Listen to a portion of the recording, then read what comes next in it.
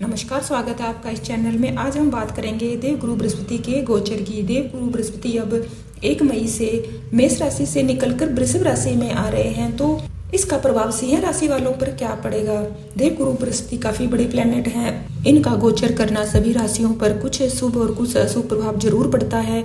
इस वीडियो में हम बात करेंगे कि सिंह राशि के लिए देवगुरु बृहस्पति का यह गोचर कैसा रहने वाला है, उन्हें क्या सावधानियां रखनी चाहिए, क्या उपाय करने चाहिए, और देवगुरु बृहस्पति उनको क्या देने आए हैं, क्या लेने आए हैं, क्या सबक सिखाने आए हैं। सबसे पहले बात करते हैं कि पहले देवगुरु बृहस्पति आपके भाग्य भाव में थे, यानी आपके 9th हाउस में थे। अब 9th हाउस को छोड़कर यह 10th हाउस में आ जाएंगे। 10th हाउस होता है हमारे कर्म का भाव माना जाता है, और देवगुरु बृहस्पति की जहाँ भी दृष्टि पड़ती है, कहा जाता है कि उनकी दृष्टि में अमृत छिपा होता है।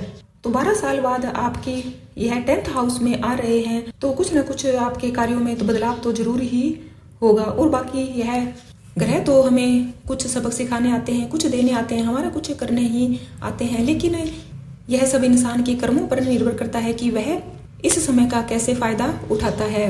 अपने कर्मों के द्वारा ही वह अपने कार्यों को सफल बना सकता है। तो बात करते हैं कि देवगुरु बृहस्पति की दृष्टि आपके चार्ट में कहाँ कहाँ पर होगी। देवगुरु बृहस्पति की 7th दृष्टि आपके सुख भाव पर होगी, यानी 4th हाउस में होगी, और देवगुरु बृहस्पति की 5वीं दृष्टि आपके 2nd हाउस यानी धन भाव पर होगी। यह आपके लिए बहुत ही ज्यादा शुभ फलदायी होगा, क्योंकि देवगुरु बृहस्पति की दृष्टि में अमृत होता है। और एक 9th दृष्टि भी होती है देवगुरु बृहस्पति की, वह आपके 6th हाउस में पड़ेगी, क्यों यह भाव हमारे रोग ऋण शत्रु का माना जाता है। तो सबसे पहले बात करते हैं कि देवगुरु बृहस्पति किसके कारक होते हैं। देवगुरु बृहस्पति धन के कारक होते हैं, स्पिरिचुअलिटी के कारक होते हैं, ज्ञान के कारक होते हैं, पति के कारक होते हैं, और संतान के भाग्य के कारक भी देवगुरु बृहस्पति माने जाते हैं। तो कुंडली के काफी सारे सेक्टर उनके अंडर में आते हैं। तो अब आप देख लीजिए कि कितने सारे कारक हैं जो सिर्फ एक देवगुरु बृहस्पति के हाथ में होते हैं। इसलिए कहा जाता है ना कि अगर चार्ट में देवगुरु बृहस्पति की कोई शुभ स्थिति नहीं है, तो आप इसे शुभ करिए और अपने जीवन में आप सफल हो सकते हैं। देवगुरु बृहस्पति हमेशा सभी का भला करते हैं, यह सिर्फ आपके कर्मों पर ही डिपेंड करता है।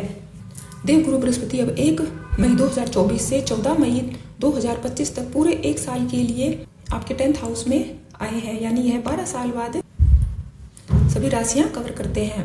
तो पहले बात करते हैं कि 10th हाउस होता किसके लिए है। तो यह हमारा कर्म क्षेत्र होता है, हमारा करियर इसी भाव से देखा जाता है। तो यहाँ पर स्वयं देवगुरु बृहस्पति आ गए हैं आपके काम को बढ़ाने के लिए, और इनकी दृष्टि 2nd हाउस पर भी पड़ रही है। 2nd हाउस में पहले ही आपके केतु देव बैठे हैं, और 6th हाउस पर भी दृष्टि पड़ रही है।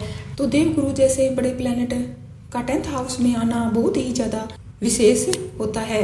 अब आप अपने कार्यों पर ध्यान दोगे, आपकी जो मैनेजमेंट स्किल है वह अब सुधरेगी, आपका लेवल सुधरेगा, सोशल लाइफ में आपका मान सम्मान बढ़ेगा, और नेम फेम आपका जो पहले डाउन हो रहा था वह अब बढ़ेगा। आप अपने कार्यों पर ध्यान दोगे, फालतू की बातों पर आप अब ध्यान नहीं दोगे। अगर आप किसी टीचिंग लाइन में हो, कोई काउंसलिंग का कार्य आप करते हो, किसी चीज़ के आप लीडर हो, किसी लीडिंग का काम आप करते हो, तो आपके कामों में बहुत ही यहाँ निखार आएगा। आपके जो भी बड़े अधिकारी हैं, वरिष्ठ अधिकारी हैं, बॉस हैं, वह आपके काम की सराहना करेंगे।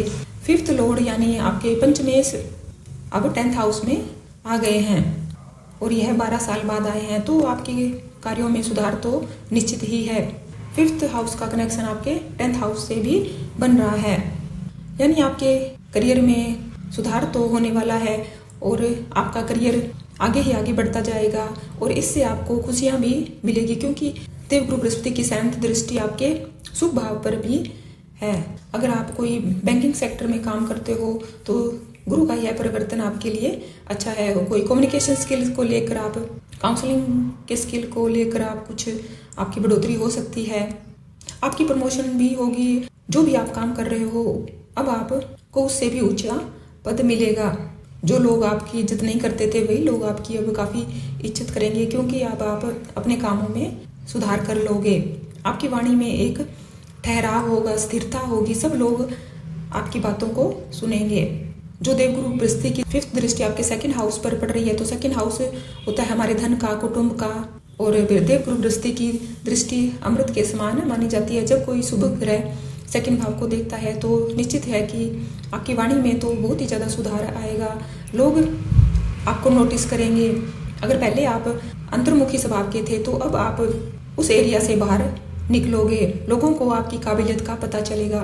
तो इस दृष्टि से आपको सबसे बड़ा फायदा तो यह होगा कि आपका बैंक बैलेंस तो बढ़ने ही वाला है। बार में कुछ आप खर्चा भी कर सकते हो, लेकिन इस बात का आपको ध्यान रखना है कि फालतू खर्चे आप ना करिए, उन पर आप कंट्रोल करिए। और ट्रैवल भी आपके हो सकते हैं, छोटे छोटे ट्रैवल का आपके होंगे।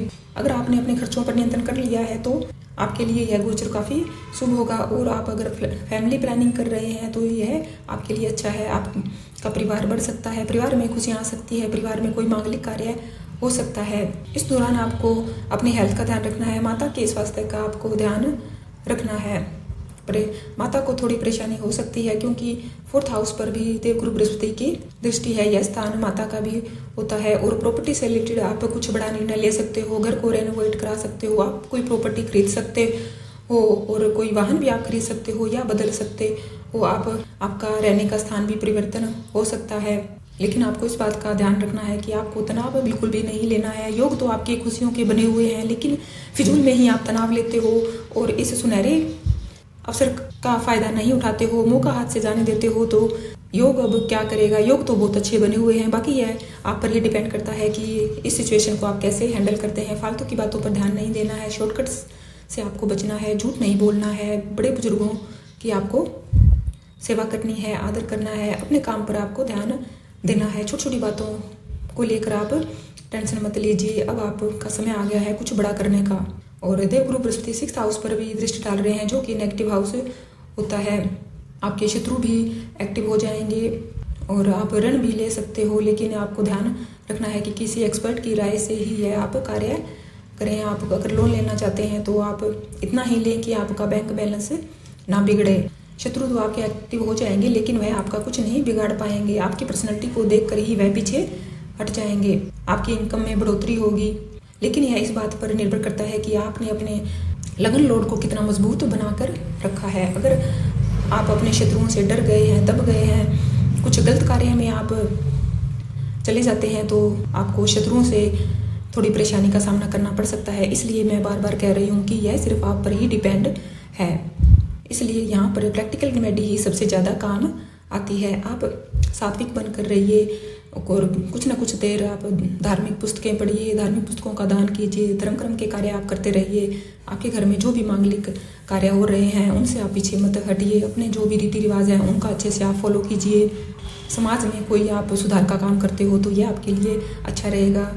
और शनि भी आपके 7th हाउस में है और वो 1st हाउस को देख रहे हैं, तो यहाँ पर आप अपने जो राशि के लोड हैं उनको आप मजबूत करिए। देवगुरु बृहस्पति के मंत्रों का जाप करिए। ओम गुरुवे नमः, यह बहुत सरल मंत्र है, इसका भी आप जाप कर सकते हो। और डेली अगर आप सूर्य को जल चढ़ाते हो, आपको अपनी पर्सनैलिटी एक लीडर की तरह रखनी है, राजा की तरह रखनी है। लीडरशिप की भावना से आपको पीछे नहीं हटना है। जो भी आपको जिम्मेदारियां मिले वह पूरे आप ईमानदारी से, निष्ठा से निभाइए। फिर देखना यह 1 साल में आप कहाँ से कहाँ तक पहुँच जाते हो। रोज आप अगर आप केसर का तिलक लगाते हो तो यह आपके लिए अच्छा रहेगा। अपने फादर का सम्मान आपको करना है। अगर फादर समान कोई दूसरे व्यक्ति हैं तो उनके साथ आपको वाद विवाद में नहीं पड़ना है, उनका जितना हो सके सम्मान करना है। और इस बात का ध्यान रखना है कि आपको कोई भी उल्लू ना बना पाए। अपनी पर्सनैलिटी आपको एक लीडर की तरह, राजा की तरह रखनी है, सात्विक रखनी है। फिर देखना यह साल आपके लिए बहुत ही अच्छा व्यतीत होने वाला है। घर में खुशियों का माहौल बनेगा। आपके वाणी का भाव, धन का भाव, सुख का भाव, इन सब पर देवगुरु बृहस्पति की दृष्टि पड़ रही है। और स्वयं देवगुरु बृहस्पति आपके 10th हाउस में आए हुए हैं, तो यहाँ पर आपको कुछ सबक भी मिलेगा, कुछ बदलाव भी होगा और उसके बाद आपको आपकी मेहनत का फल जरूर मिलेगा। लेकिन आप निराश मत होइए। अगर आपको थोड़े वो छोटे मोटे कुछ नुकसान झेलने पड़ रहे हैं तो आप उनसे सबक लीजिए और उनसे कुछ सीख कर आप आगे बढ़िए। वहीं पर मत रुक जाइए, टेंशन में आप मत आ जाइए। छोटी मोटी दिक्कतें अगर होती है तो कोई बात नहीं। देवगुरु बृहस्पति बहुत बड़े प्लेनेट हैं, यह बहुत कुछ बड़ा ही आपको देकर जाएंगे। इसलिए यह सिर्फ आप पर ही डिपेंड करता है। अगर आप इस चैनल पर नए हो तो प्लीज़ वीडियो को लाइक कर लीजिए, चैनल को सब्सक्राइब कीजिए ताकि आने वाली वीडियो की सारी नोटिफिकेशन आपको मिल जाए। इस वीडियो में वही बताया गया है जो आपके ग्रह गोचर की स्थिति बनी हुई है, लेकिन आप इस ग्रह गोचर का कैसे फ़ायदा उठाते हो, अपने जो आपके जो प्लैनेट हैं को आप कैसे देखते हो, यह सिर्फ आप पर ही डिपेंड करता है। ऐसे नहीं है कि कुछ लोग कहते हैं कि हमने इतनी मेहनत की लेकिन उनका आचरण सात्विक नहीं होता, वो ईमानदारी से कार्य नहीं करते, तो उसका तो फल जरूर उनको मिलता ही है। गलत कार्य करेंगे तो भुगतना तो जरूर ही पड़ेगा। इसलिए आप सात्विक बनकर रहिए, ईमानदार रहिए, अपने कार्य को जिम्मेवारी से करिए। किसी भी जिम्मेवारी से आप मुंह मत मोड़िए। सिंह राशि के लोग थोड़े गुस्से वाले भी होते हैं, इसलिए आपको अपने गुस्से पर कंट्रोल रखना चाहिए। बड़े लोगों के साथ आपकी उठ बैठक होगी तो इससे आपको काफ़ी फायदा होगा। सिंह राशि के लिए देवगुरु बृहस्पति बहुत ही अच्छे प्लेनेट माने जाते हैं, तो आप इसका पूरा फायदा उठाइए। रोज कुछ ना कुछ ऐसा कार्य करिए जिससे आप सभी की प्रशंसा के पात्र बनो। फिर देखना यह देवगुरु बृहस्पति का गोचर आपके लिए कितना अच्छा रहता है। बस छोटी छोटी बातों को आप नजरअंदाज करके कुछ बड़ा करने की कोशिश कीजिए और आपके साथ अच्छा ही होगा। आपको मेहनत का फल जरूर मिलेगा। बस आपको टेंशन नहीं लेनी है। तनाव अगर आप लेते हो तो आपके कार्यों में रुकावट आएगी। सिंह राशि के लोग एक राजा की तरह होते हैं। वह जैसे एक राजा अपने प्रजा को कैसे संभालता है, उसके पास उसे भी काफ़ी टेंशन होती है, दुख दर्द होते हैं, लेकिन सबको नज़रअंदाज करके वह अपनी प्रजा के सामने कितना मजबूत खड़ा रहता है। तो ऐसे ही आपको करना है। फिर देखना देवगुरु बृहस्पति की आपके ऊपर कितनी कृपा रहती है। इस चैनल के साथ जुड़े रहने के लिए आपका बहुत बहुत धन्यवाद।